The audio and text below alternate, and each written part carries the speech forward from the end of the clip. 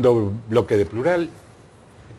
En este programa no vamos a hablar en sí de Bolsonaro, pero la sombra de Bolsonaro nos va cubriendo. O digamos, hay un río subterráneo que es Bolsonaro, que va corriendo. Y uno se pregunta, ¿por qué llega Bolsonaro?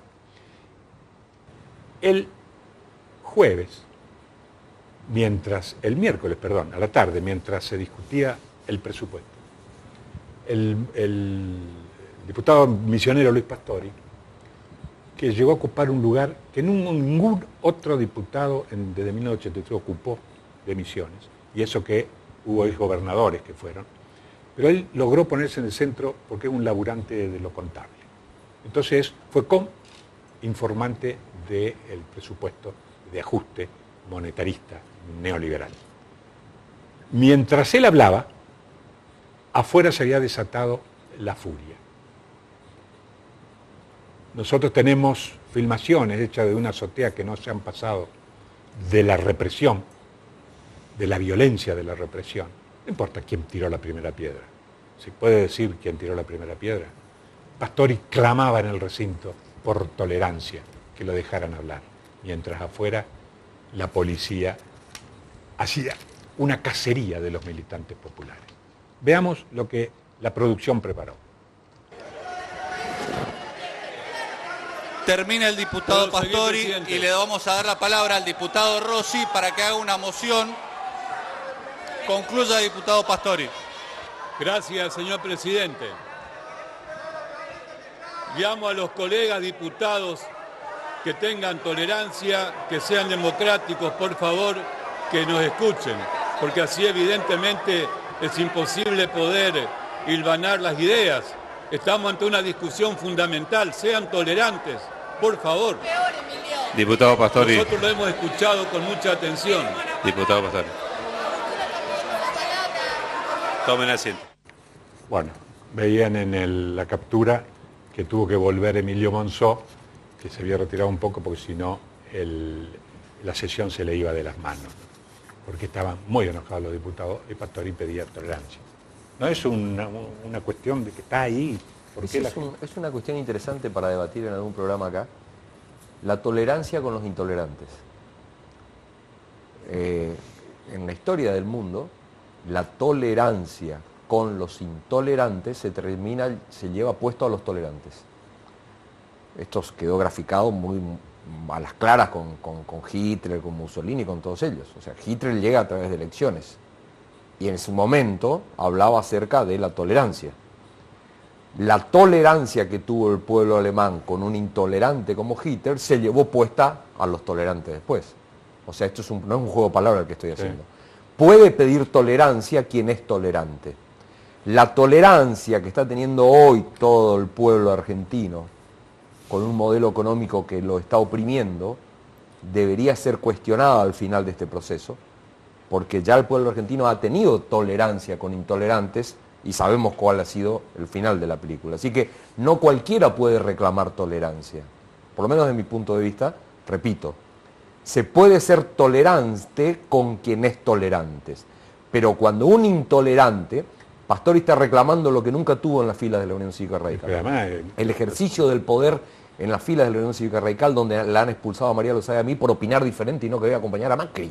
Ese hombre está viendo hoy tolerancia. Entonces, pero además mientras afuera lo cagaban a palo. Mientras afuera lo cagaban a palo, mientras aquí en la provincia el partido, mientras aquí el partido otra vez está expulsando a quienes quieren ir a una interna para elegir candidatos, cosa que vamos a ver en el último bloque. Digo, entonces, tolerancia con los intolerantes es una cuestión como para analizarla fríamente, diría yo. Mientras tanto, la oposición, vos decís, hay mucha tolerancia del pueblo a el ajuste. Incluso el Fondo Monetario comentó que es tolerante el pueblo argentino. Yo pensé que iba a ser una revolución. El último informe del fondo. Y hay una fragmentación de la oposición. Y hablaste con Alberto Fernández sobre hablamos, estuvo aquí en Misiones y aprovechamos para poder dialogar con él, para poder preguntarle fundamentalmente cuál es su visión de lo que está aconteciendo. Y a mí me interesaba la visión de Alberto Fernández por dos cosas, Pato. Primero, porque estuvo haciendo gestión en el gobierno de Néstor Kirchner. Y segundo, porque estuvo, yo te diría, casi en los dos lados de esta grieta. Si bien nunca estuvo con el macrismo, fue uno de los que más firmemente cuestionaron a Cristina Kirchner, fue uno de los que... Bueno, en una época se decía que era un hombre de Clarín, ¿no? Bueno, exacto. Y sin embargo ahora está tratando de juntar voluntades. Entonces, a mí ese tipo de posturas en donde vos de alguna manera decís, pero ¿cómo? Parecía que estaba acá y ahora está acá, me llama a la posibilidad de poder discutir, de poder escucharlo y de poder ver el porqué de estas posiciones, ¿no? Así que eso fue un momento lo que nos interesó a la hora de poder estar con Alberto Fernández y preguntarle acerca de estos temas. ¿Tenés unos minutos ahí todos seguidos o vas cortado? Vamos a ver el primer... Vamos a ver. Electoral es el resultado de un gobierno que ha hecho todo lo necesario porque la Argentina se divide en dos a partir de esa famosa grieta y que desarrolla toda su política en profundizar esa grieta y seguir dividiendo en dos. Entonces, el negocio del gobierno es que los que están del otro lado de la grieta se dividan. ¿Y por qué es una emergencia electoral? Porque en las elecciones generalmente uno se nuclea con ideas, con el debate. Y acá es una emergencia porque es la urgencia argentina lo que nos obliga a estar unidos. Y lo que nos obliga a no desunirnos es el caos económico que Macri ha generado. Entonces, cuando yo hablo con los amigos y con los compañeros y les digo, miren, estamos en una emergencia electoral, le digo es depongan los enojos que tuvieron, depongan las diferencias circunstanciales, dejemos para otro momento saldar cuentas y ahora démonos cuenta que no podemos discutir todo esto porque el riesgo de que Macri nos divida y vuelva a ganar en perjuicio de toda la gente es muy grande, es muy grande. Por eso yo insisto con esto y por eso trato de llamar la atención de la gente, de los dirigentes, en este sentido, porque todavía hay mucho dolor no calmado, mucha herida no calmada, y lo que hay que hacer es calmarlas rápidamente, porque estamos en esa emergencia. Bueno, claramente la entrevista comenzaba con Alberto Fernández diciendo, estamos en una emergencia electoral. Así como hay emergencia económica, emergencia financiera, él definió esto como un momento, una coyuntura de emergencia electoral. Cuando yo le pregunto a qué hace alusión, dice, nosotros lo cortamos de la entrevista, pero él va a un panorama de lo que va a venir en el país mucho más preocupante del que estamos viendo ahora. Dice que el panorama que viene es mucho más inestable y mucho más preocupante. Y eso determina un estado de emergencia. Y en un estado de emergencia no vale debatir si vos tenés razón, si yo tengo razón. Lo que hay que hacer es ver cómo se enfrenta la emergencia primero, cómo se sale de este modelo neoliberal y de este programa económico que nos está ahogando.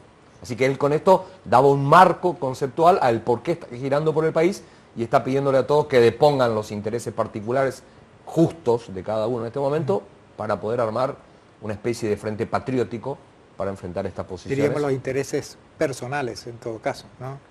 Exactamente. Yo creo las peleas de campanario de cúpulas. Sí. ¿No? Yo creo que sí, porque fíjate que en la reunión que él hizo acá, cuando iba hablando y escuchando, él pidió un tiempo para escuchar a cada uno de los dirigentes que fueron a la reunión con él, y cada uno le ponía su problemática provincial, le anteponía su problemática provincial.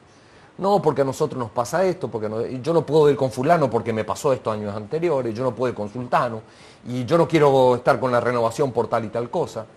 Entonces él, después de escuchar, él dijo, muchachos, estamos en una emergencia electoral, que a mí me interesó, y a partir de ahí después le pregunto por qué él define la emergencia. En donde él dice...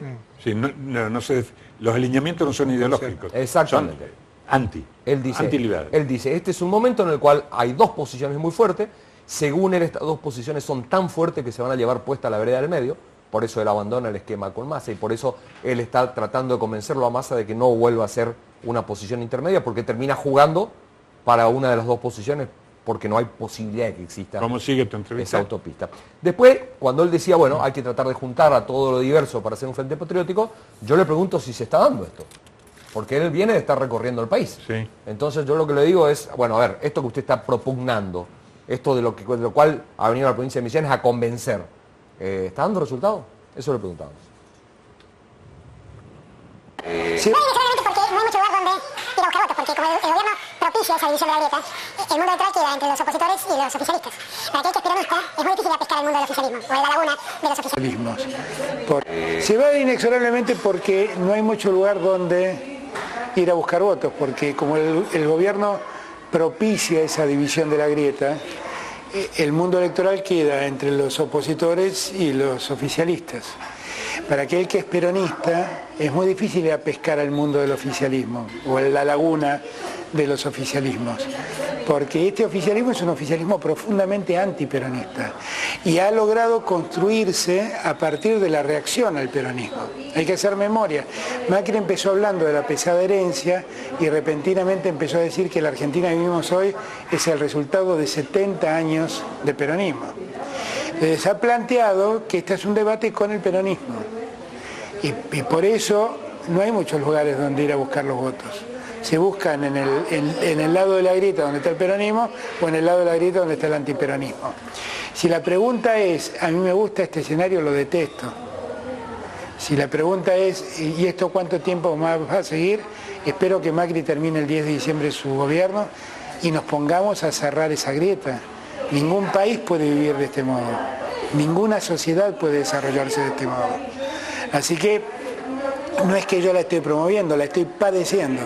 Y como la estoy padeciendo, es que marco estos puntos en materia electoral. Que nosotros ya hemos visto lo que cuesta dividirnos y el resultado que se impone que la Argentina esté gobernado por la derecha liberal o la derecha conservadora, este engendro ideológico que es el macrismo.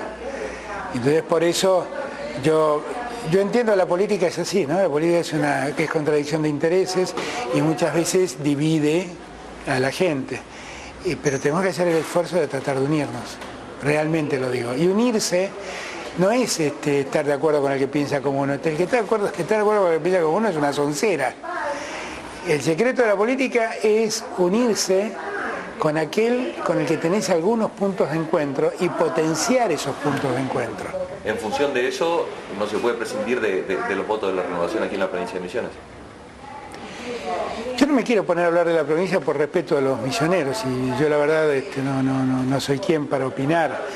Yo lo único que diría es lo siguiente: si hay alguna reacción a la renovación que puede llegar a permitir el triunfo de un dirigente de Cambiemos, por favor no nos desunamos. Está muy claro.